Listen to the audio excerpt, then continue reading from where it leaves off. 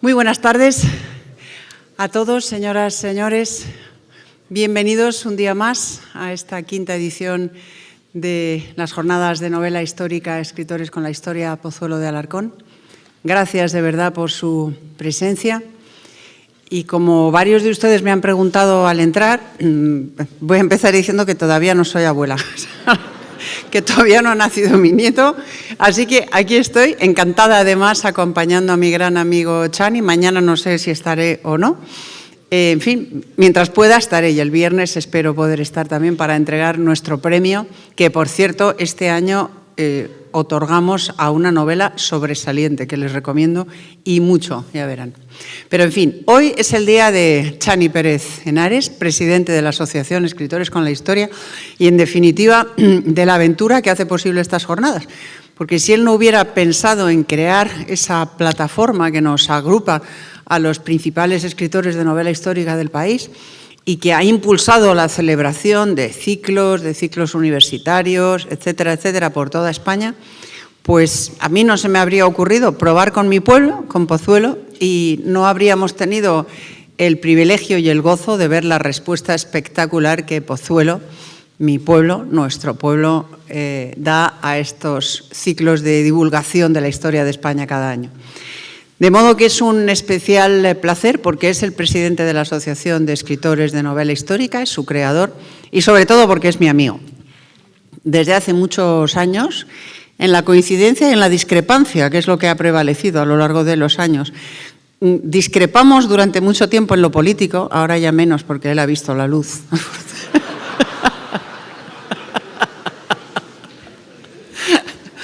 Pero desde luego coincidimos y siempre hemos coincidido en nuestro amor por España, en nuestra pasión por la historia de España, en nuestra pasión por la literatura también y en nuestro amor por la libertad y por la cultura, que son las razones que nos han convocado hoy aquí.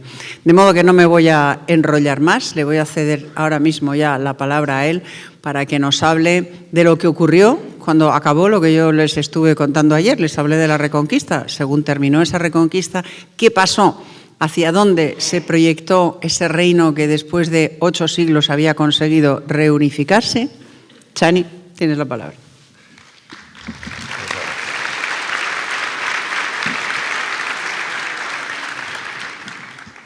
Me ha dicho que acerque así. Vale. Es que me han dicho que me acerque al micrófono. Me han dado varios consejos. Estoy, como veis, rodeado de mujeres y me dicen tienes que hacer esto, lo otro y tal. Que en cualquier momento estoy esperando a ir. Apaga la luz. Saben que es la frase posiblemente que más repiten las mujeres a los hombres. Apaga la luz. O cierra la puerta. Pero lo mío es apaga la luz. Así que, por favor, que no me apaguen la luz. Voy a empezar con una afirmación verdaderamente asombrosa, contundente, políticamente incorrecta e incluso perversa. Fue descubrimiento y fue español. Eso es pecado decirlo ahora. Es una obviedad absoluta, que fue un descubrimiento y que fue español. En primer lugar, por algo que es bien obvio. Ni cuando fuimos allá teníamos ni idea que eso estaba allí. En realidad se iba buscando otra cosa. O sea, nadie tenía ni la más remota idea de que entre lo que era este lado del Atlántico y al otro lado había no unas islas de las Especias que sabían dónde estaban. Si Colón no tenía razón, si estaban muchísimo más lejos. Pero había un continente. Íbamos buscando mostaza y nos encontramos un continente entero. Y a un montón de gente que había allí, claro. Y fue descubrimiento por los dos lados, porque aquella gente que había allí tampoco tenía ni la más remota idea que había otra gente por el mundo. O sea, que negar eso, que ahora ya saben que hasta esa palabra está muy feo decirla. Hay que decir, pues, bobadas como encuentro. Eso es tonto. Y a barbaridades como genocidio, excepto decirle las cosas por su nombre. Fue descubrimiento y fue español. Fue algo que puso en marcha esencialmente la corona castellana, pero ya el reino estaba unificado de cierta manera con Isabel y con Fernando, y esa epopeya que cambió el mundo lleva nuestro sello. A mí me parece el elemento más trascendental que ha vivido la historia. No ha habido un viaje, por supuesto, hemos ido a la Luna y ¿qué? ¿Quiere decir que les ha cambiado a usted la vida? Piensen ustedes qué sería el mundo, o se pueden imaginar acaso el mundo sin América. Pues hubo un tiempo que el mundo no estaba América. Hay un problema a la hora de escribir novelas sobre América. Es que metemos continuamente cosas que no estaban en la Edad Media. Por ejemplo, patata. Por ejemplo. Pero no se pueden ni imaginar la cantidad de cosas. Eso es absolutamente un hecho que para mí es el más trascendental y que ha afectado a la vida de la humanidad de una manera absoluta y totalmente rotunda. O sea, no hay un hecho en la historia que haya tenido una trascendencia de futuro como ese viaje de esas 3 carabelas que de pronto llegaron, sí, primero a una pequeña isla, luego a otra. Eso es algo y un hecho verdaderamente definitivo y que solo por eso nuestra nación puede reivindicar tener no el podium, sino posiblemente dentro del podium el oro en cuanto a lo que ha sido una aportación gigantesca a la historia, a la propia historia, a la historia de la humanidad. Voy a seguir esta vez me lo he currado mucho, pero no se lo voy a leer porque creo que es verdaderamente esencial el ir concretando algunas cosas, ¿no? Porque, claro, esa gesta tuvo una continuidad inmediata. La continuidad inmediata, que ahora puede parecer unos años tal, pero entonces era prácticamente, creo que lo he dicho alguna vez, cada barco que regresaba a Sevilla, la idea que el mundo tenía a sí mismo cambiaba. O sea, cada vez que un barco venía de allí, lo que el mundo pensaba de sí mismo dejaba de existir para dar paso a otro sitio. Porque después de esa vuelta de Colón, llegó otra vez otro barco, no mucho después, no, hemos llegado a tierra firme, hay un continente. A nada llega otro y dice, bueno, detrás de ese continente hay una cosa que ¿para qué? Hay un mar bastante grande, se le llamó el mar Español, el lago Español, el océano Pacífico, un tal Vasco Núñez de Balboa, que no crean que por esto se le recompensó mucho, ¿no? Acabó decapitado, una cosa que se lleva mucho. Esto de que los españoles nos peleemos entre nosotros, que decía Isabel, lo trasladamos inmediatamente a América. Al gran descubridor del Pacífico fue decapitado en Acla, y les voy a contar una cosa, que no saben quién iba de segundo allí. Cuando llega Vasco Núñez de Balboa, todos sabemos, ¿no?, al Pacífico. Poca gente sabe quién era su segundo, les sonará bastante. Un tal Francisco Pizarro. Ya andaba por allí. Pero no saben quién detuvo a Vasco Núñez de Balboa por orden del gobernador? Francisco Pizarro. ¿Saben lo que dice Vasco Núñez de Balboa? Vos, Pizarro, no solíais recibirme así. Era su segundo. Era su segundo. Y de ahí vino pues la siguiente gran epopeya, que fue bajar por toda la costa al Perú, al Virú, y luego ya el final de todo ello. El final de todo ello fue encontrar el paso del estrecho. El paso del estrecho era la obsesión del propio Colón. De hecho, es un marino tan avezado que ¿saben por dónde buscó Colón el paso del estrecho? Hacia el otro lado, por Panamá, exactamente por donde va casi el canal, por el río Chagres, el camino real que va desde Portobelo al Chagres, que lo he recorrido, no estoy hablando por boca de ganso. Ahí intentó, en su último viaje, Colón, desesperadamente cruzar y se metía por los buscando, sabía qué intuición, o qué sabía, o qué quería, pero lo cierto es que un día los indios le dijeron que estaba a 9 jornadas, había un gran mar. Pero Colón era un marino, no puso a la expedición a andar. Él quería el paso del estrecho por mar. Tuvieron que pasar muchos siglos para poderlo hacer, el canal de Panamá. Pero finalmente se encontraría el paso mucho más al sur.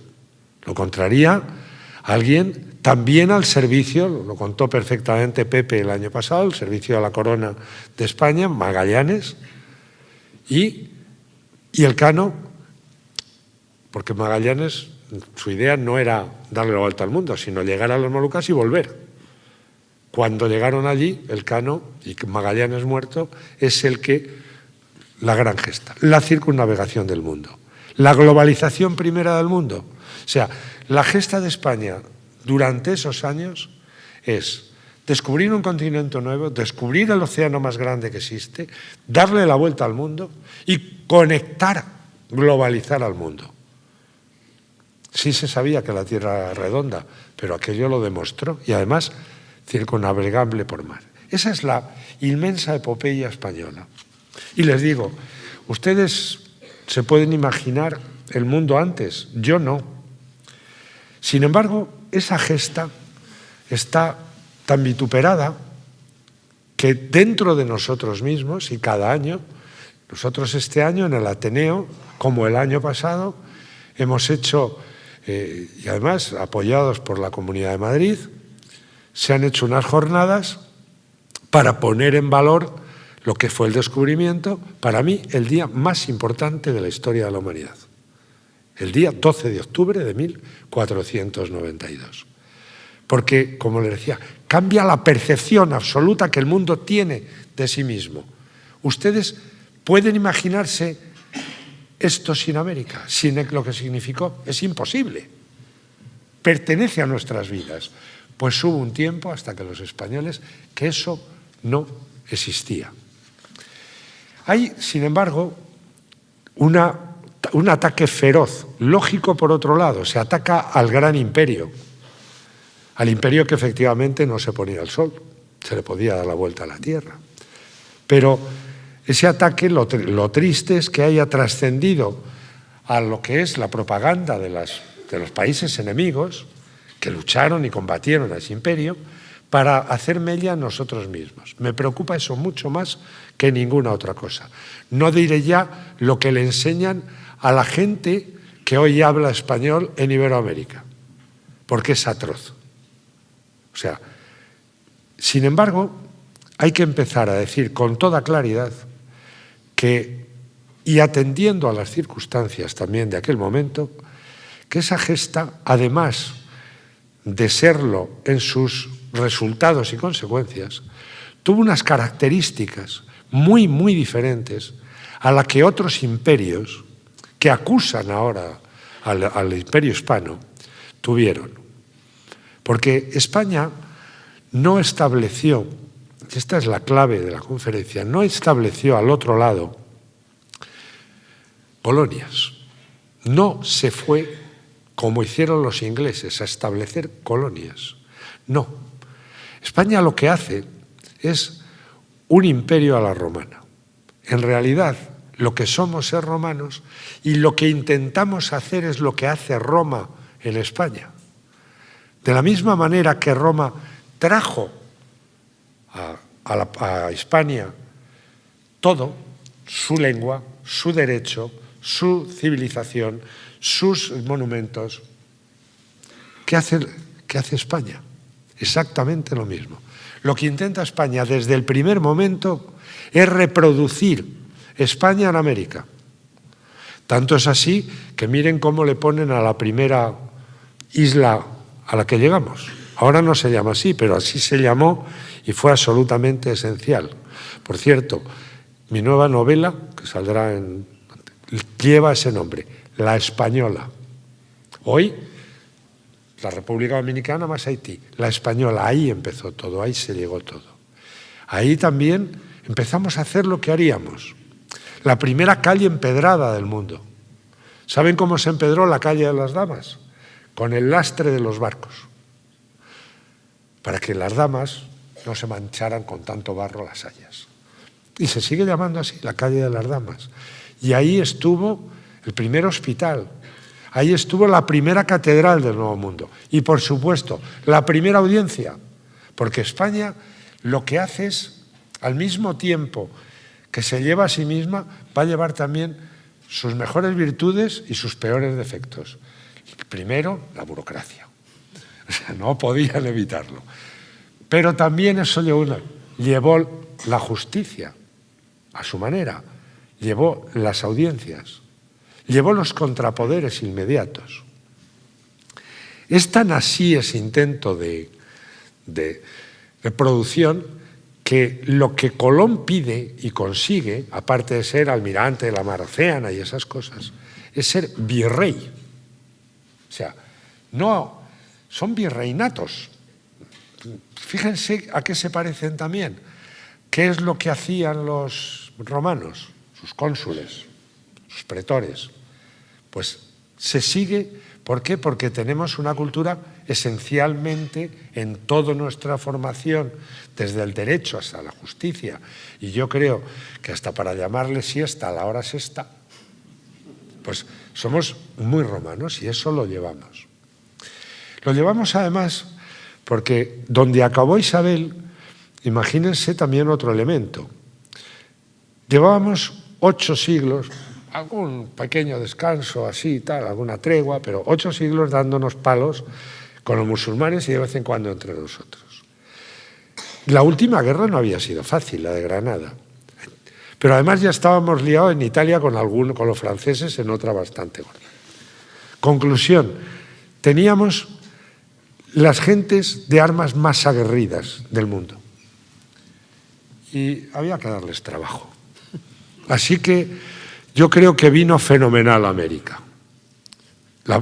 Desde luego, ellos dieron prueba de que, válgame Dios, el temple que tenía esa gente. Porque llegaron a un continente, sí, los taínos creyeron que era el paraíso, ya con los caribes era menos paraíso. Pero cuando toparon con 2 imperios del calibre del azteca y del quichua de los incas, cuidado, se tuvieron que enfrentar a quienes estaban dominando toda la Mesoamérica, que tenían oprimidas a todas las tribus, que tenían unas fuerzas militares pavorosas, pero la verdad es que se encontraron enfrente con la gente más dura, posiblemente más formada militarmente y más recia y valerosa de Europa.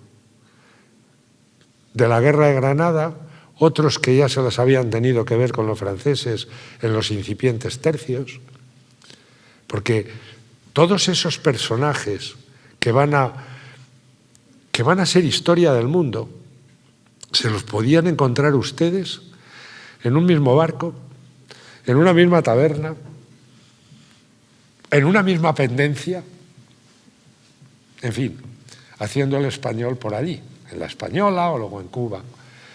Ahora, lo que es trascendental en todo ello es varios elementos. El primero, la corona, y entre los elementos de la corona, la reina Isabel. El personaje femenino más trascendental también de la historia de la humanidad durante todo aquel tiempo. Porque hace una cosa que es verdaderamente inaudita.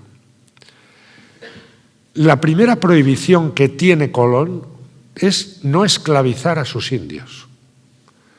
De hecho, cuando en el segundo viaje Colón trae esclavos indios, se los hace devolver. Uno de esos esclavos indios, por cierto, fue a parar a un personaje que luego sería muy famoso como defensor de los indios, Bartolomé de las Casas, cuyo padre había participado en el segundo viaje, su tío en el primero, y le trajeron como regalo al niño un indio. Sí, perdón, tienen que entender que lo que era la esclavitud era algo absolutamente normalizado en todo, no en el mundo, sino también en toda Europa. ¿Y de qué manera? Claro que se cogían esclavos. Nosotros en España habíamos sido esclavos de los musulmanes y cuando habíamos podido habíamos cogido esclavos musulmanes. Los negros se compraban y se vendían con enorme facilidad. Y desde luego, si caías prisionero, te convertían en esclavo. Y los vikingos, tan majos y eso, ya saben que venían por aquí a repartir caramelos, fundamentalmente, se llevaban a las mujeres pidiéndoles consentimiento. Con amor. Claro, claro. Que los tiempos cambian, que es una barbaridad. Pero hay un elemento que la reina Isabel pone, por eso, como estos no son colonias sino reinos, son sus súbditos. Y lo que dice Isabel es, mis súbditos no pueden ser esclavos. Eso cambia absolutamente toda la percepción, pero es la primera cuestión. Es que los ingleses en Estados Unidos no entendían a los indios como súbditos, aquello eran colonias, no eran súbditos de su majestad católica, que tenían unos derechos. Eso va a ser un elemento trascendental. Les digo, los negros no contaban. De las cosas hay que decirlas de verdad. O sea, no estaba en el planteamiento de la gente que la esclavitud fuera mala. El tema es que los indios americanos no podían ser esclavos. Punto uno. Se fueron sucediendo desde las recomendaciones primeras de Isabel, la prohibición, el obligar, la caída de Colón en desgracia en principio tiene que ver un poco con esto. Después, lo que empiezan a ser las incipientes leyes de Indias, hasta que muy tempranamente se dicten y se intente que se cumplan. También hay que reconocer que eso estaba bastante lejos y a la corona se le hacía caso o no. Les contaré quién eran los comisarios, los frailes. La iglesia es utilizada para que cuando van todas las expediciones llevan un fraile que tiene que velar porque se cumplan las leyes de la corona. Echa la ley, echa la trampa. Quiero decir que no se podía esclavizar a los indios, excepto si eran indios que se levantaban, que combatían contra los españoles. Entonces sí se podían esclavizar. Hubo algunos pájaros, uno de mi pueblo en concreto, tal Nuño Beltrán de Guzmán, el peor bicho que ha ido por allí, fundador de Guadalajara, México, que todos los indios estaban alzados. A todos los indios le ponía el hierro y a la saca, la pasta. El hombre se encontró con Cabeza de Vaca, con uno de mis héroes favoritos, que se lo afeó mucho, y además se encontró ¿qué podéis hacer? Pues mirar, poner una cruz a la entrada de los pueblos, entonces sois indios cristianos. No puedo decir don Nuño. Estas cosas también se hacían, porque al mismo tiempo que hubo canallas, como hay en todos los sitios, hubo también desde el primer momento grandes defensores de los indios. Pero voy a avanzar un poquito más. Hay un segundo elemento que es absolutamente clave en la diferencia de España con cualquier imperio: el mestizaje. El mestizaje es absolutamente, bueno, primero, haciéndole caso a Juan Eslava Galán, que yo se le hace, una de las razones esenciales por las que los españoles íbamos a las Indias era por las Indias. Sí, sí, sí. Entiéndanme lo que fue el impacto de esa gente que llega a la Dominicana y se encuentra unas indias taínas que, bueno, absolutamente desnudas. A veces se ponían una cosita, pero vamos. Verán, hay hasta expresiones. ¿Saben que la palabra enagua viene del taíno? Sí, porque lo único que llevan era un faldellín así, enaguas. Sí, sí. Claro, aquello pareció el paraíso. Luego ahí se abrió la boca del infierno, entre otras cosas porque los que quedaron allí acabaron abusando de demasiadas cosas, y también había otros que no eran taínos, sino caribes, que tenían la costumbre de comerse a los taínos y al que pillaran, porque eran caníbales. Y esos no eran precisamente la boca del paraíso, sino la puerta del infierno. Pero desde el primer momento hay un mestizaje, pero sistemático. Las primeras mujeres blancas llegaron a la española en el tercer viaje, 30. Pero hay dos elementos que les voy a poner como ejemplo. Aparte de que se amancebaban o se casaban, hay dos los dos grandes capitanes que van allí se llaman Ojeda, segundo viaje, y Ponce de León, el de mayor rango nobiliario. Le había llevado la brida a Fernando el Católico cuando entró en Granada. Los dos se casan con mujeres indígenas. El caso de Ojeda es maravilloso. Se casa con una venezolana, guapísima. Claro, ya saben, Miss Universo siempre es de Venezuela. Las cosas tienen un porqué. Paulina Niyú, Isabel, que dejó a la corte española traspuesta con su belleza y con el amor que dicen que se miraban ambos. Su historia es una historia de amor rotunda, de salvarse la vida y de hasta morir abrazados. Pero eso me lo voy a guardar para la novela. Ese es uno. O sea, matrimonio, casado, tal, que viene a España. El segundo, al tiempo, es el de Ponce de León, Juan Ponce de León. Ojeda tuvo 3 hijos. Ponce de León se casó con Leonor, con otra taína, digo ahí, y tuvo 4. También la trajo a la corte española, también fue recibida a la corte española. Y de hecho, bueno, pues cuando murió, sus hijos heredaron lo mismo que los de Ojeda. Porque la reina Isabel ya en su lecho de muerte aconseja, y antes, que se casen los indígenas. Eso es tan increíble en un mundo anglosajón que es casi algo horroroso, que podía descalificar a alguien.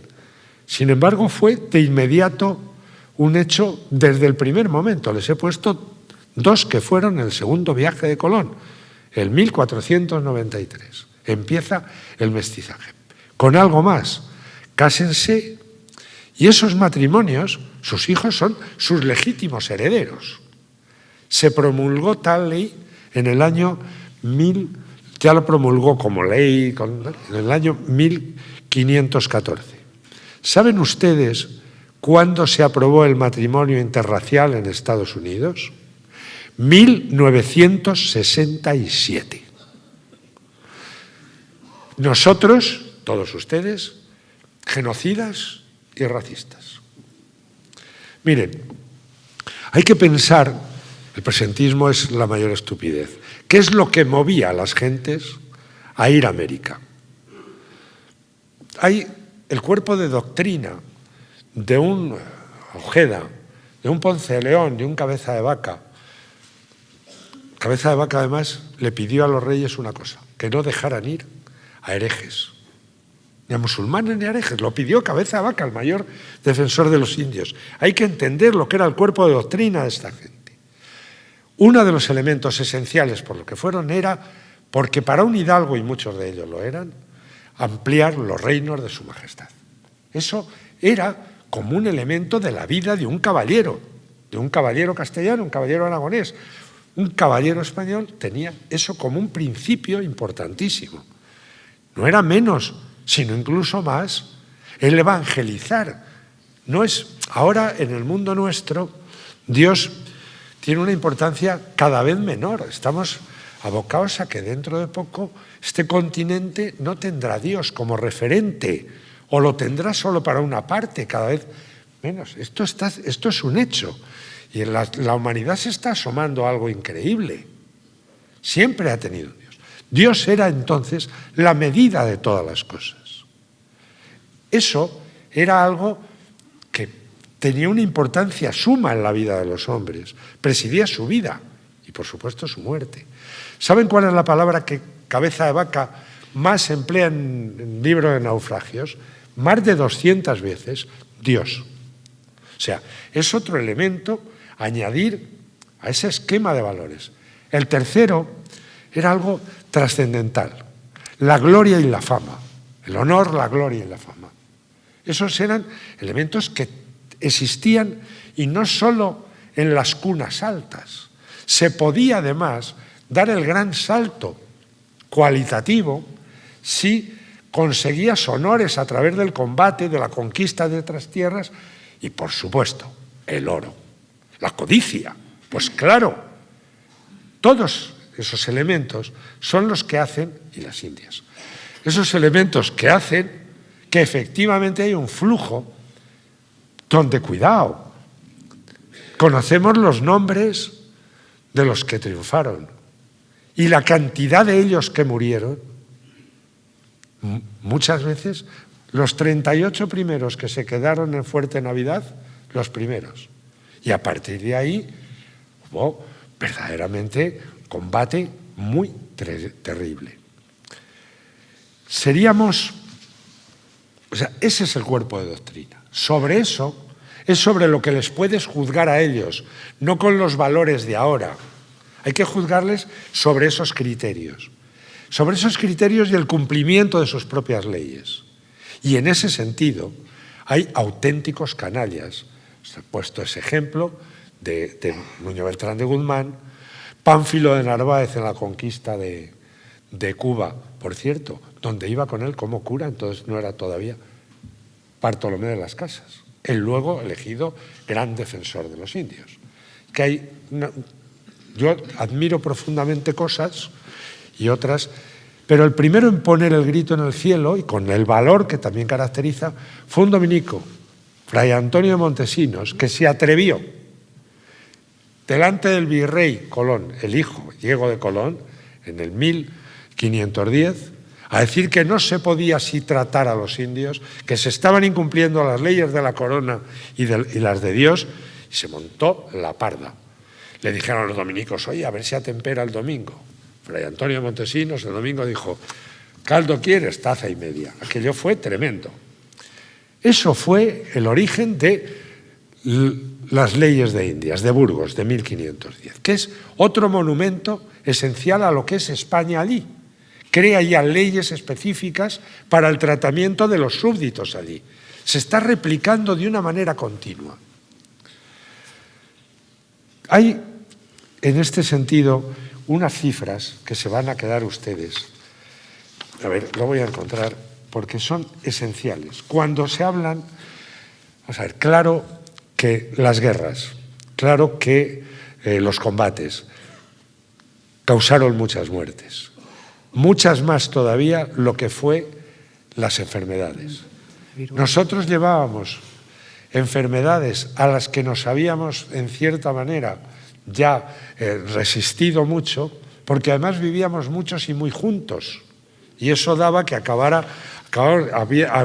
estado todos más o menos infectados, pero cuando llegamos allí llevamos una carga viral que se llevó por delante a una gran parte de la población, aparte de lo que fue el choque de que esa gente fue conquistada. Cuando dicen conquista, pues claro que fue una conquista, pero ahora les ha dado también por no querer decir esa palabra. No digamos bobadas. El ser humano se ha pasado la vida descubriendo y conquistando, avanzando por la tierra. Es más, los cromañones, todos nosotros, queridos cromañones, avanzamos hasta, yo no veo ningún neandertal, algún gen queda aquí por tal, pero... En unos más que en otros. ¿Eh? En unos más que en otros. No, porque son muy buenas, es que tú te crees que son los malos, los neandertales son los buenos. Pero, ¿qué es lo que nuestra península, que ha sido una tienda de campaña en medio de las autopistas del mundo, porque ya ha pasado todo el mundo?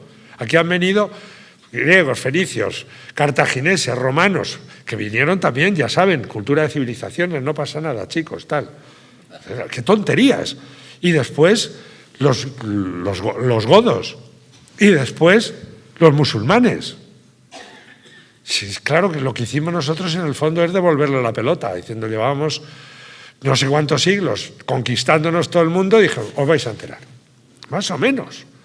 Pero es que ese es un hecho continuo y evidente en la historia de la humanidad, negar que era una conquista y que además estaba en la cultura y el cuerpo de doctrina de todos los países y todas las gentes que era legítimo conquistar. De hecho, el Papa dijo, podéis conquistar los portugueses de aquí para acá y los españoles de aquí para allá. Y eso es lo que se aprobó. Nadie se sentía moralmente detestable por ir a la conquista, no. Iba muy contento, creía que estaba cumpliendo con los mejores preceptos. Había canallas. Pero miren lo que da esa cultura de apoyo a los indígenas, lo que da ese mestizaje, da las siguientes cifras. Y esto casi es de la CIA. La proporción de población nativa y mestiza que hay en los diferentes países actuales del continente americano. Honduras, 97%. Eso, población indígena o con mestizaje. Paraguay, 95%. México, 90%. Bolivia, 88%. El Salvador, 86,5%. Perú, el 86%. Costa Rica, 86%. Ecuador, 85,3%. Guatemala, 82%. Nicaragua, 74%. Panamá, 77,3%. Chile, 10,8%. Canadá, 4,4%. Argentina, 1,1%. Estados Unidos, 1,1%. Y ese 1,1 es los que quedan en la parte sur de lo que es el Imperio Hispano. Eso es. ¿Por qué esto? Pues simplemente porque el genocidio establecido como una forma de conquista no fue el nuestro, que fue el mestizaje. Lo de Estados Unidos y lo de los ingleses, holandeses es directa y llanamente el exterminio de las poblaciones, la no mezcla nunca con las poblaciones. Y eso es un hecho evidente. Y ahora, los que sin embargo somos señalados con la mano son por los que son además el 97% de la población, porque lo gracioso es que quien te señale con el dedo es el mestizo mexicano, que claro, por lo visto debían haber preferido haber estado en el norte de Estados Unidos y haber muerto todos. Sí, porque la sorpresa se la lleva en verdad con Chile y con Argentina. Sí, cuando nosotros nos fuimos de allí, no. Cuando nosotros nos fuimos de Argentina y de Chile, Valdivia había sido derrotado y muerto, el gran Pedro Valdivia, un militar de primera, pero cuidado con los mapuches. Los derrotaron, la Araucana, es un gran poema de Ercilla, se mantuvo la frontera a rudas penas. Si les leo la llamada al exterminio que hay por aquí en algún momento, se van a quedar bizcos. A ver si la tengo. Ya sabes que siempre que buscas una cosa, nunca la encontrarás. Está la palabra exterminio aquí en otra folio. Claro. Sí. ¿El exterminio de los indios? Sí, del oeste americano es uno. Ese no es. Sí, pero ese es uno. Pero luego el otro, el exitoso, el exterminio exitoso, aquí está. Son unos indios piojosos, porque así son todos, incapaces de progreso. Su exterminio es providencial y útil, sublime y grande. Se los debe exterminar sin ni siquiera perdonar al pequeño, que ya tiene el odio instintivo al hombre civilizado. Domingo Faustino Sarmiento, presidente de Argentina, El Progreso, 27 del 9 de 1844. Repetido en el 1876. Dios bendito. Ese es el llamamiento de un presidente que tiene, la avenida Sarmiento, y de otros muchos, y de Mitre, el llamamiento al exterminio atroz de las poblaciones indígenas, que hicieron en toda la Patagonia y en todo Chile, tanto un gobierno como en otro. Cuando yo llegué en 1998 con Miguel de la Cuadra a Tierra de Fuego, aún pudimos conocer a la última india Ona. Era ya mestiza, la última que conservaba el lenguaje. Los exterminaron pagando los pastores galeses, y con el beneplácito del gobierno, una libra por cada indio muerto. Estamos hablando del siglo XX. No estamos hablando de cuándo fue el oeste americano. Es que de esa llegada española en 1500 han pasado 400 años. Y quien habla y llama al exterminio, ¿acaso es de alguien de 1500 la expresión de Sheridan?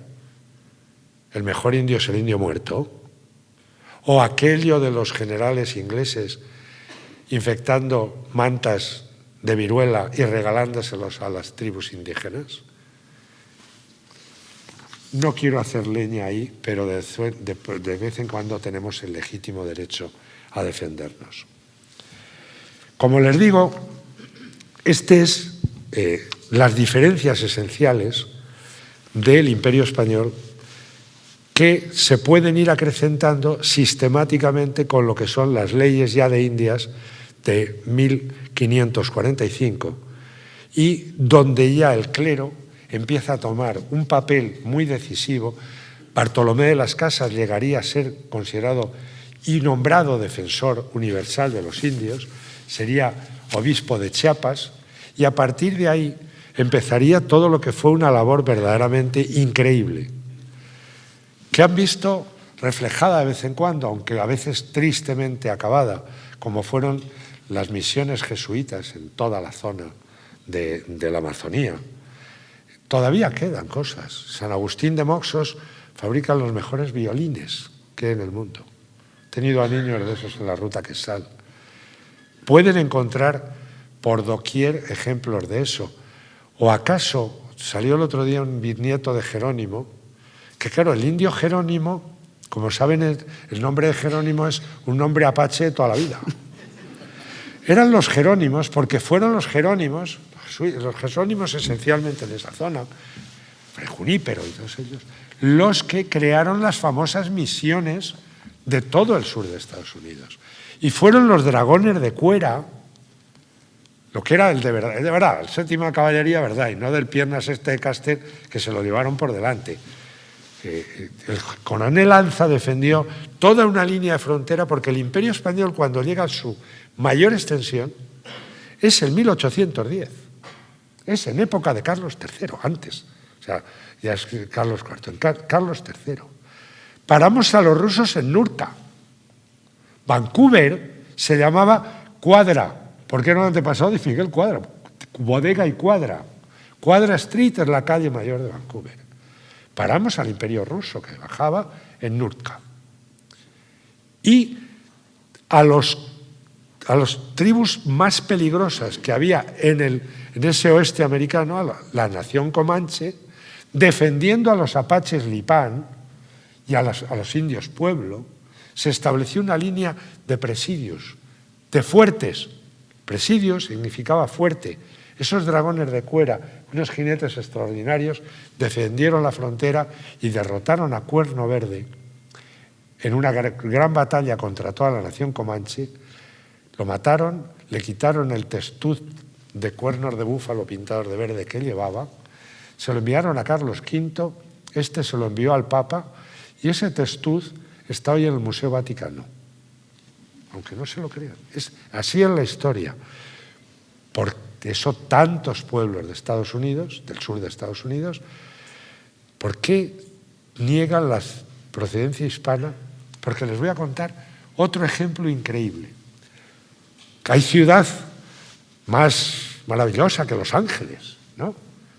Se llama Los Ángeles por algo, como San Francisco o San Diego, no digo San Agustín, la primera que fundamos, un asturiano. Pero en Los Ángeles pasó una cosa increíble.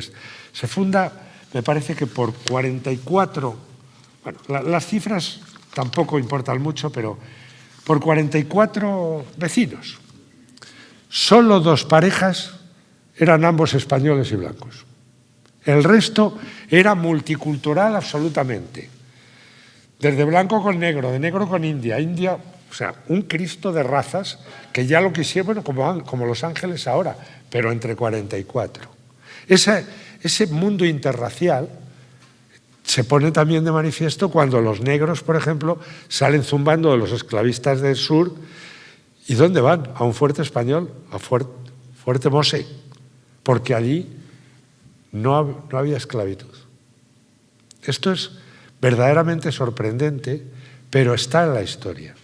Y yo diría que si algo tiene que enorgullecerse todo lo que es la hispanidad, es de haber dado lugar, y algún día espero que se les caiga la venda y dejen de pensar el oro que se llevaron y esas cosas que seguirán y seguirán. ¿Por qué? Porque los criollos tienen que utilizar eso, porque ahora viene lo más gordo. Lo que dejamos allí era la mejor réplica de España. Era mejor que España cuando nos fuimos. La región más... Habíamos logrado una cosa increíble. El comercio de la tierra era hispano en gran medida. Eso era lo que, por eso nos atacaban ingleses y holandeses. Por ese comercio riquísimo que había puesto y unido Asia con América y América con Europa. No lo hacíamos dándole la vuelta como el Cano, no. Hacíamos el viaje hacia el Pacífico y el tornaviaje, que lo descubrió Urdaneta, un joven marino, que luego fue fraile, que había ido con el Cano en el viaje segundo en el que murió el Cano, en alta mar. En ese viaje hay un testamento, y uno de los que firma ese testamento es Andrés de Urdaneta, entonces un chaval de 18 años. Él es el que descubre, porque el problema que había era volver de Filipinas hasta acá. Es que lo intentó el segundo barco, el que se quedó con el Cano, intentó volver, pero no pudo. Los vientos lo echaban para atrás, hasta que Urdaneta subió y cogió vientos, y ahí cambió el comercio mundial. Ese comercio había creado unas áreas de riqueza en todo lo que era Hispanoamérica, que miren, las grandes urbes del mundo, las más florecientes, eran México. ¿O acaso no ven el México actual qué potencia tenía? Lima, cualquiera de las grandes ciudades mexicanas o ciudades que ya empezaban a florecer en el sur de Estados Unidos. Bueno, luego veamos La Habana, pero toda la costa del Perú, toda la costa de México, el interior y Venezuela, todo eso florecía de una manera increíble. Era la región más rica, próspera y culta. ¿Saben cuántas universidades había en la América hispana cuando España se fue? 23. Más colegios universitarios, hospitales y, por supuesto, administración de justicia, en fin, ciudades, urbes. ¿Saben cuántas universidades había al norte de Río Grande? 0. Así de tajante. ¿Qué es lo que ansiaban y por qué se lanzaron contra eso? Se lanzaron a saquear Hispanoamérica. Se lanzaron a un saqueo de lo que era la América hispana. Y el empobrecimiento terrible que ha habido en la América hispana desde que se fue de allí España ha sido atroz en estos 200 años. Eso es lo terrible, que lo que era proporcionalmente en aquel momento, en la historia, una de las regiones con mayor posibilidad de progreso mundial, esté hoy como está. Y lo siento mucho porque y acabo ya. Yo aprendí una lección en mis viajes que me enseñó Miguel, y que cuando pronuncié mi discurso de ingreso en la Real Academia Hispanoamericana, a la que tengo el honor de pertenecer desde este año, y que se llama Hispanoamericana porque hay de todos los sitios de allí y de acá, académicos, está en Cádiz, y me parece muy bien que esté en Cádiz, porque es el sitio donde tiene que estar. Porque al fin y al cabo, como lo decía mi amigo Carlos Cano, La Habana es Cádiz con más negritos, Cádiz es La Habana con más salero. Es verdad. O sea, quiero decirles que yo creo, y eso me lo enseñó Miguel, que no se es español del todo hasta que no se conoce, se quiere y se siente como propia Hispanoamérica. Que si no tenemos eso, a nosotros también nos falta. Y que si ellos no tienen eso, les falta toda la raíz y su propio ser, porque les falta la mitad. Creo que el esfuerzo que tenemos que hacer, por encima de casi todas las cosas, es volver a recuperar, y tenemos bases para ello. Imagínense la que tenemos, la más importante y por la que posiblemente más tengamos que pelear hoy, por nuestra lengua. La lengua es el cimiento de las culturas y de las civilizaciones. no se extrañen que aquí dentro lo que quieran romper es también ese cimiento, porque la clave de sentirse de una tierra o de una comunidad es la serie de elementos que nos son comunes. Entre esos elementos comunes la lengua es trascendental. La historia va justo al lado, porque si no asumimos nuestro pasado con nuestros defectos y nuestras virtudes como un pasado común, no hemos entendido nada. Creo que ustedes son una demostración de que poco a poco lo vamos entendiendo, que cada vez la historia nos importa y nos apasiona más, que cada vez la reivindicamos con mayor hondura y cuanto más lecturas y más conocimiento, mejor, y cuanto más rigor científico, mejor. Y cada vez empezamos a entender que cuando insultan a nuestra historia, nos están insultando a todos. Porque esa sensación es cierta, porque cada vez que están insultando a nuestra historia, a quien están insultando es a nuestros abuelos. A ver si alguna vez caemos en esto, que cuando se habla de genocidio, cuando se dice que somos el pecado original del mundo, los culpables de todas las atrocidades que se han cometido, cuando están diciendo eso, lo que están diciendo es que nuestros abuelos fueron una gentuza indeseable y yo no quiero que insulten a mis abuelos. Y creo que de ahí está viniendo esa revuelta que se está produciendo de vas a insultar a quien yo te diga, pero a mi abuelo no. Porque al insultar a España, al insultar a nuestro pasado común, están insultando a nuestra lengua, a nuestra historia y a nuestros abuelos. Muchas gracias.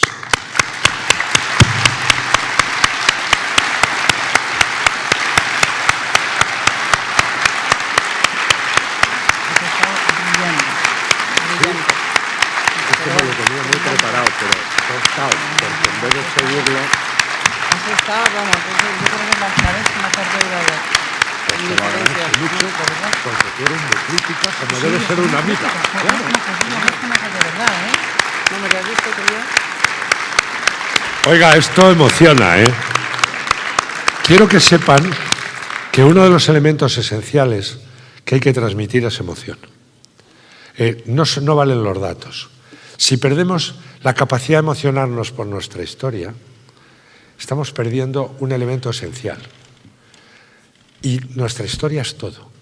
Hemos recordado, Isabel y yo, y lo recordamos una vez más ahora, a una aportación esencial de alguien que nos dejó, que es Fernando García Cortázar, que nos enseñó a los dos una cosa importantísima, el patriotismo cultural.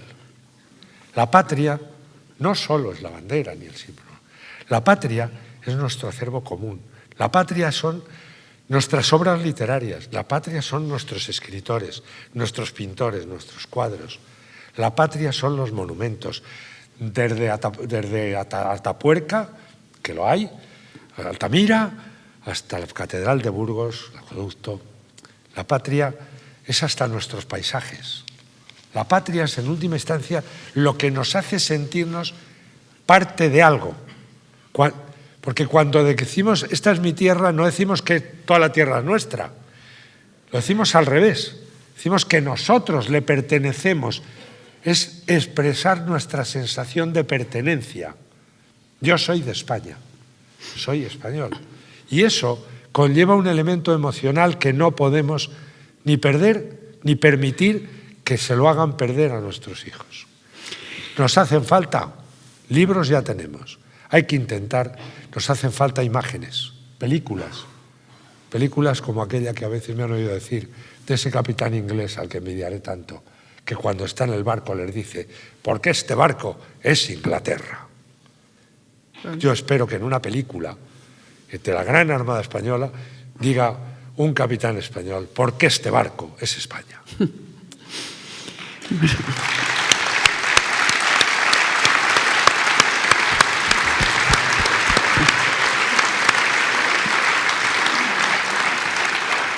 Yo, Chani, agradezco de corazón esa pasión, esa emoción que transmites.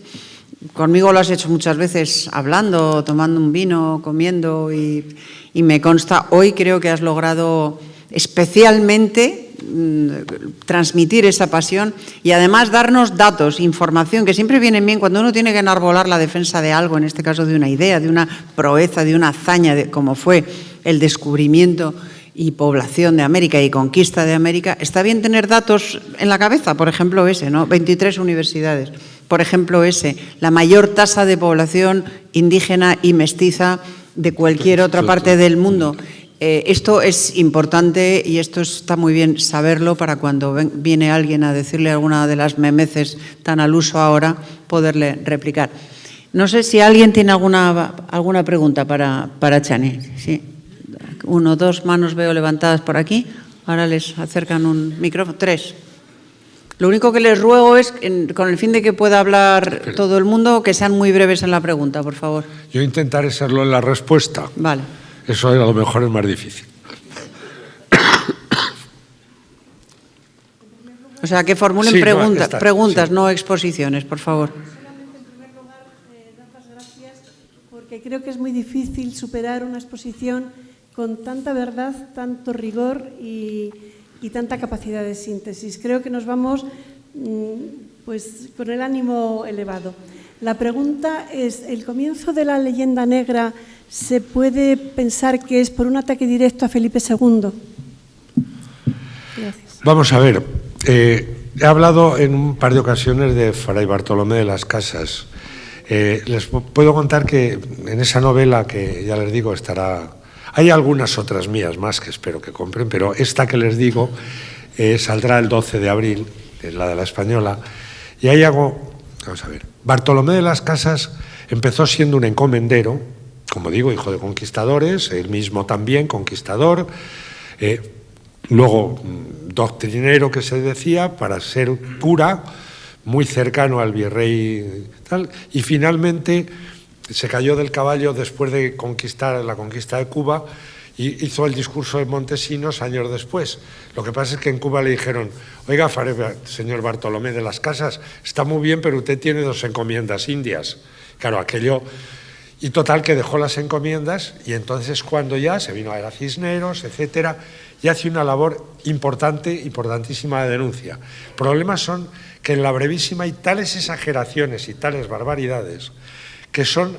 Él tiene 4 libros sobre la conquista de las Indias que son apreciables, aunque un tocho farragoso, pero tienen unos datos porque él fue un testigo directo.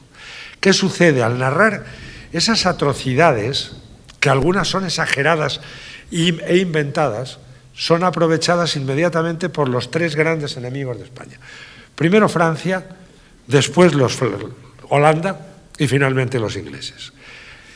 Claro que a través de ahí se empieza a atacar. Este hombre tuvo una vida muy longeva, escribió al final del reinado de Carlos V y eso es uno de los elementos más a añadir a lo que es la leyenda negra que ya se estaba estableciendo en Europa. Desde luego, el origen en lo que es, siempre hemos sido nosotros. Lo digo con una mezcla de orgullo y al mismo tiempo de pena. Hemos sido lo suficientemente honrados porque todo el mundo ha escrito en Hispanoamérica y lo que hay de denuncia, quien la hace son los propios españoles. En muchas ocasiones los jueces condenando. Y de la misma manera que eso es utilizado, también puedo decir, perdón, si todo eso se sabe, es porque eso fue juzgado en muchas ocasiones. Los juicios de residencia, los virreyes, eran muy duros y algunos conquistadores acabó con ellos en la cárcel y muriendo en la cárcel como Nuño Beltrán de Guzmán. Cuidado.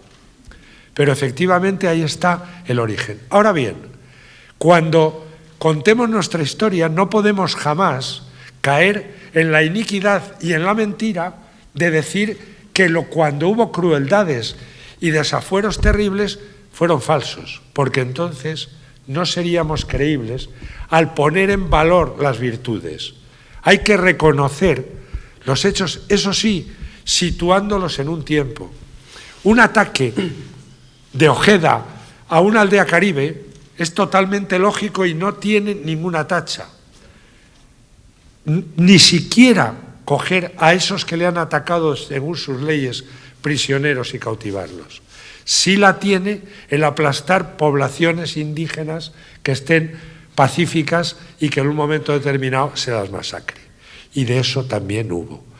O condenar a muerte a Nacaona, la fabulosa princesa taína, por Obando. ¿Y por qué lo sabemos? Porque está escrito. Así que yo creo que solo la verdad nos devolverá el crédito. Y por tanto, cuando escribimos, no podemos ocultar eso que se ha venido ahora a llamar, que tampoco me gusta, leyenda rosa. Hay que ir a la historia y dejarse de leyendas. Muy bien dicho. Sí. Sí, adelante, caballero. Sí.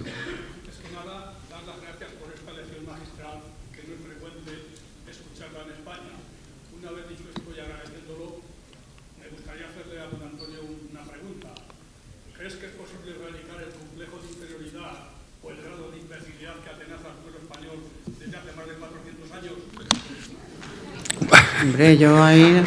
Bueno, es que, verá, no podemos considerar en conjunto al pueblo estúpido. Yo creo que no lo somos. Creo que hay una buena cantidad de tontos y de imbéciles, pero creo que hay todavía una mayor de canallas que utilizan la imbecilidad. Y hay un elemento que es importantísimo. Si esa mayoría de gente que no es ni imbécil, ni estúpida, ni canalla, se calla, es cuando se pierde. Porque lo que nos ha sucedido en más de una ocasión es que hemos callado delante de las minorías que nos intentan imponer toda una serie de elementos que van contra la razón, contra nuestra propia cultura, que van contra nosotros mismos y contra nuestro presente y nuestro futuro. Y eso es lo que siempre me da más miedo, porque yo no creo que el pueblo, y es más, creo que está despertando y que despierta en ocasiones y lo hace bien. Y hacerlo bien no significa ir dando mugidos, no. Hacerlo bien significa ir con corazón, pero también con cabeza. Me parece que sí que es importante, de todas las formas, combatir algo, porque lo que sí estamos sometidos ahora es a una propaganda brutal en lo que son los medios de comunicación masiva. Eso sí que me da miedo. ¿Hasta qué punto unas generaciones van a ser adoctrinadas de tal forma? Por tanto, creo que una de las cosas que hay que exigir es que ese adoctrinamiento acabe y que se vuelva al imperio, si no de la verdad, intentar por lo menos acercarse y no contar de entrada mentira. Yo quisiera añadir brevísimamente, porque el caballero ha hablado de 400 años, que por citar solo 3 ejemplos muy recientes, 2 muy recientes que yo he vivido en mi vida y otro relativamente reciente, yo creo que cuando el pueblo español se levantó ante Napoleón dio un ejemplo de patriotismo, de autoestima y una lección de bravura digna de su pasado, y esto no hay que remontarse mucho, fue en el siglo XIX, y aquí empezó la caída de Napoleón, y fue el pueblo el que se levantó, no fue el rey felón, Fernando VII, fue el pueblo. Ese nos hundió además América, una de las causas de toda la pérdida. Exacto.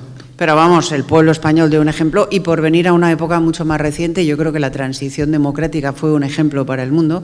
Yo tuve ocasión de cubrir la caída del comunismo en los años 90 y la transición democrática española se citaba en todas partes como referente, y esto lo hicimos los españoles unidos. Y hoy se pretende desprestigiar, pero se hizo en los años 80, 70, 80, no hace 1000 años. Y creo que el esfuerzo colectivo que tuvimos que hacer para conseguir nuestro ingreso, primero en la Unión Europea y después en el euro, también es un mérito del pueblo español, y lo logramos, y es muy reciente. Así que, aunque haya gente empeñada en denostar al pueblo español y en denostar la historia de España y en denostar nuestra capacidad para crecernos en la adversidad, no se lo crean. El pueblo español es mucho pueblo español y ha dado constantemente a lo largo de la historia ejemplos de lo que es, incluidos en tiempos muy recientes.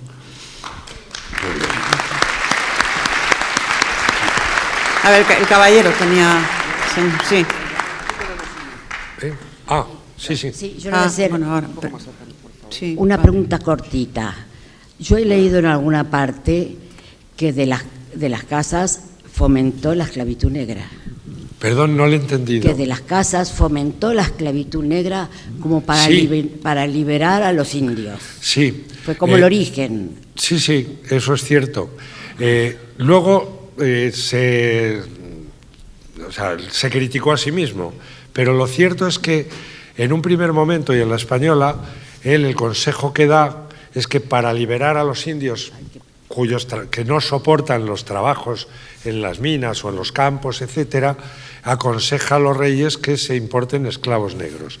Les digo que está dentro de esa cultura que no se entendía la esclavitud como algo horroroso, fuera de tal, sino que era un hecho normalizado. Es que eso puede parecer una atrocidad ahora, pero es como era. Lo cierto es que él, al cabo de unos años, ya creo que 20 años después, abjuró de eso, pero que sí que lo planteó estando en la española. Gracias. El caballero. Aquí. Primero que todo, muchas gracias. Hay un asunto que me tiene la cabeza un poco dislocada, es Tordesillas. Es decir, Portugal y España, vecinos, se reparten el mundo con la bendición del Papa. ¿Hubo alguien que se le ocurriese por qué no vamos juntos y es todo nuestro? Porque el reino más rico de la cristiandad entonces era Portugal, aunque no se lo crean. Lo fue, ¿sabe por qué? Porque un gramo de mostaza valía más que un gramo de oro. Entonces, los intentos de unidad de España y Portugal han sido continuos. No olviden que en realidad el reino de Portugal tiene un mismo tronco. Es una hija bastarda, pero una hija criada como un infante del rey Alfonso VI, el que toma Toledo, que le da el condado de Portugal y la casa a su hija Urraca con Raimundo de Borgoña y a su otra hija, Teresa, con Enrique de Borgoña, que se van para Portugal. Claro, y ahí empezó. Y Portugal inicia una andadura primero como condado, prestan hasta vasallaje al rey Alfonso VII, etcétera, pero se van separando. Y se van separando de tal manera que ellos se establecen como un Estado muy firmemente asentado. El hecho de que la lengua no fuera el castellano, sino el galaico portugués, importa también, y que tienen una cosa maravillosa, que es la fachada atlántica. Y esa fachada atlántica va a hacer de Portugal un país que mire hacia el Atlántico y no hacia la península. Dicen que somos dos pueblos juntos, pero así. Hablo con un cariño enorme de los portugueses porque me caen excepcionalmente bien. Yo siempre he dicho, esto me van a perdonar porque es políticamente incorrecto, que maldita sea, cuando ya se juntaron con Felipe II y la corona hispana y tal, y luego con esto el conde duque, que decían que los franceses querían Cataluña, habernos quedado nosotros, Portugal, que se hubieran quedado con Cataluña. Estoy haciendo algo que no debe hacer nunca un historiador, que es... Pero lo que le quiero decir es que ya había unas diferencias de tal calibre y encima Portugal competía con Castilla. Vamos a ver, nosotros llevábamos, cuando lo de América, compitiendo en cómo se bajaba África a por negros y oro, que era lo que se hacía, y pirateándonos unos a otros continuamente. Los barcos portugueses y los barcos andaluces estaban a la greña todo el puñetero día y ellos nos empezaron a ganar y de hecho esa carrera nos la ganaron, de llegar hacia la especería. Nosotros fuimos a América porque vimos esa carrera perdida, porque encima en la división que se había hecho les había tocado a ellos esa parte de bajar por África. Y luego, la primera que se hace, el Papa El Papa lo teníamos muy comprado los españoles entonces. Sí, vamos, es que era de casa, que era Borja. Claro. Y entonces, el derecho universal de España y Portugal sobre tal, no sé qué, o sea, le dio, porque de Francia y de eso ni se habló. O sea, el derecho que tenían, que eran los países atlánticos. Claro, no ibas a meter a Inglaterra al Papa, que eran una banda de anglicanos. Entonces, mete ahí a lo que es la corona de Castilla, esencialmente, luego ya serán las dos, y hacen un trazado. El primer trazado nos venía muy bien. Saben que entonces se hace un primer trazado que deja fuera Brasil. O sea, la primera línea de división del mundo, que fíjense que España y Portugal, se lo dices a cualquier hora, se dividieron el mundo. Pero además que fue como aceptados. Y hombre, tampoco preguntamos. No fue un referéndum y estas cosas. No había entonces. No había referéndum. O sea, no daba tiempo. Lo dijo el Papa, preguntaron. Que era el poder venía de Dios, lo dijo el Papa y ya está. Pero la primera línea se hace y coge, dejaba fuera hasta esa parte que ahora es Brasil. Que curiosamente Brasil fue descubierto por un español. Y además por un señor muy importante que fue con Colón, por Pinzón. Quien toca el primero Brasil es Pinzón. Lo que sucede es que como ya eso queda dentro de la esfera portuguesa, nosotros tenemos que dejar esa parte. Yo espero que alguna vez estos dos pueblos, porque se pueden ayudar mucho, tienen muchísimo en común, y además lo más gracioso es que cuando se conocen se quieren mucho. Los españoles y los portugueses, cuando se tratan, se llevan realmente bien. Y cuando la gente va a Portugal, se siente muy bien. Sí, pero ahí sí que hemos tenido complejo de superioridad. Ahí es al revés, somos sí. nosotros mucho más responsables de no estar más cercanos a Portugal que ellos. Y eso es una constante histórica también desde la fundación, desde los tiempos de... Y eso que Enrique de Borgoña era más importante que Raimundo. Sí. En rango. Y eso, pero vamos, no nos vamos a enrollar, eso porque si no nos salimos de tuvo algo aquí. que ver en que dijo, que tú vas a tener un hijo rey y yo no. Exacto, pues tú el más grande. Exactamente. ¿Hay alguna pregunta más? Sí, pues venga, las dos últimas. Venga, esta señora y luego este señor, y ya a comprar libros y a firmar los Chani.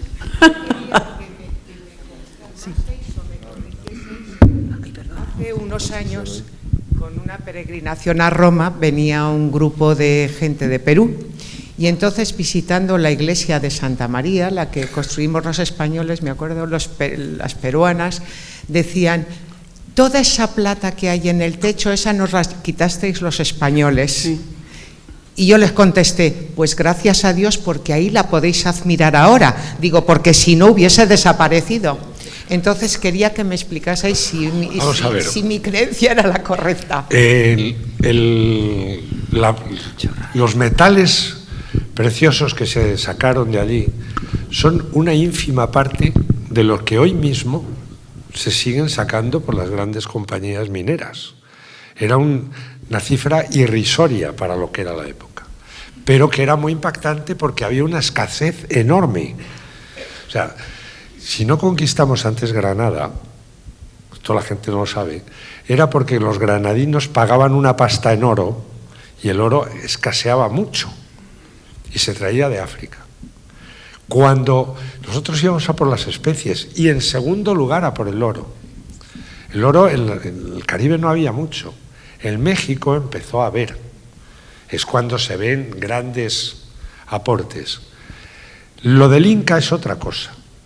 Vamos a ver, cuando Pizarro toma prisionero en Cajamarca, algo que nunca entenderé, me lo explicaron en el sitio, el gran biógrafo de Pizarro es un peruano, murió hace unos años, José María Bustos, catedrático de la Universidad Católica de Lima, que estudió a Pizarro en profundidad y me intentó explicar Cajamarca y yo le decía, pero vamos a ver, ¿cómo es posible que un tipo que acababa de derrotar a su hermano Huáscar, que tenía 200.000, con generales como Quisquis y Rumiñahui, toda la guardia tal, que está encima de Cajamarca, en los baños del Inca, donde estaba él, llegan a Cajamarca 160 tíos y bajan, él ni bajó con el ejército, con 8.000 le valía, pum, pum, pum, pum. Vamos a coger a esos barbudos y vamos a acabar con ellos. El ataque desesperado de la caballería se va a por él, lo tira del palanquín. ¿Qué le hacen? Pizarro, ¿saben que el único herido español en la batalla de Cajamarca fue Pizarro? ¿Saben por qué? Por proteger Pizarro, que lo ven siempre a caballo. Pizarro era muy viejo entonces ya, Pizarro, que era primo de Cortés.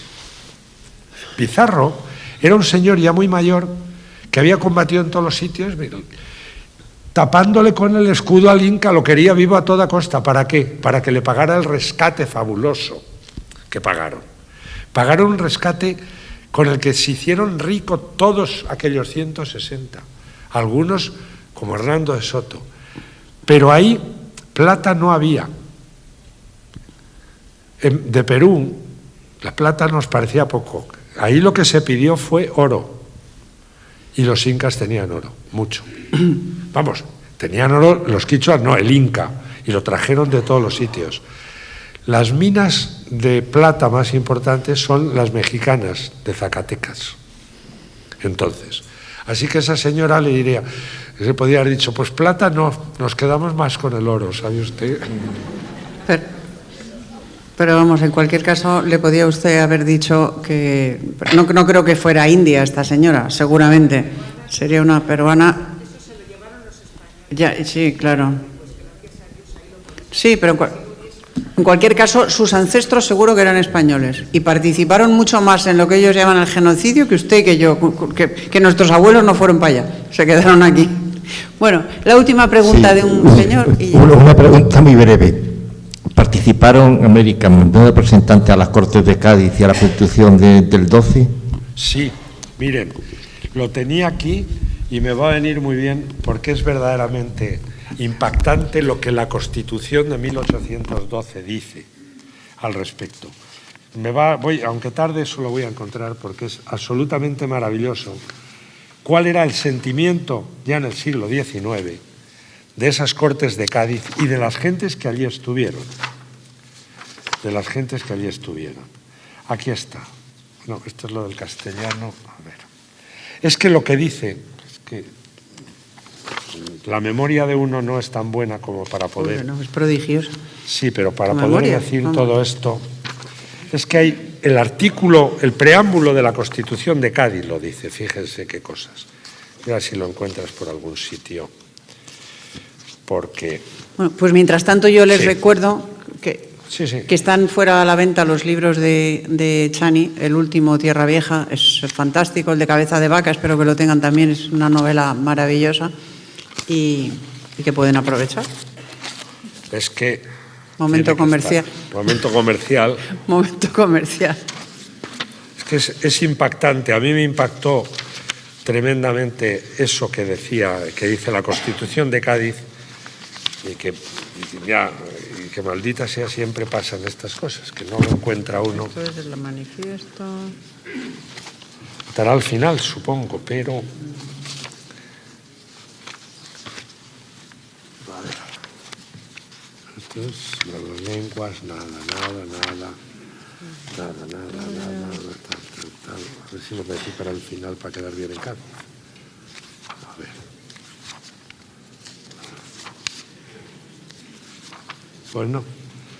Pues no lo encuentro. Lo que dice esencialmente es que España es la unión de ciudadanos de ambos hemisferios.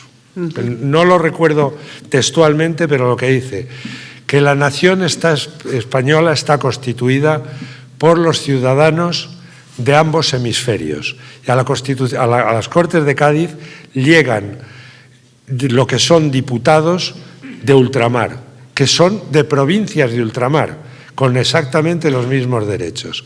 La idea incipiente entonces no era lo que dio lugar el desdichado reinado de Fernando VII, sino llegar a una especie de pacto con la corona, con representantes en las naciones de ultramar, sin plantear todavía, ni se planteaba independencia, sino una autonomía de la metrópoli y unos autogobiernos propios de allí.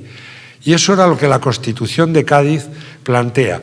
Si la ve, si lo encuentro, luego se lo diré, pero la frase es hermosísima porque dice algo así como: la nación española está compuesta por los ciudadanos de ambos hemisferios que se han citado en Cádiz.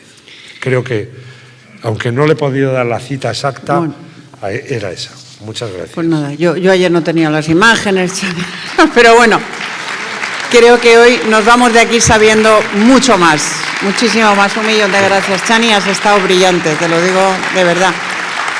Y pues mañana estará con nosotros el embajador Chencho Arias, miembro también de la asociación, escritor, extraordinario conferenciante y divulgador, muy buen conocedor de Norteamérica, en donde ha servido en varios puestos, para hablarnos de las relaciones entre España y Estados Unidos, de súbditos a ciudadanos. Seguro que merece la pena también. Así que aquí nos vemos mañana. En mi caso, si mi nieto no nace esta noche. Muchas gracias. Hasta mañana.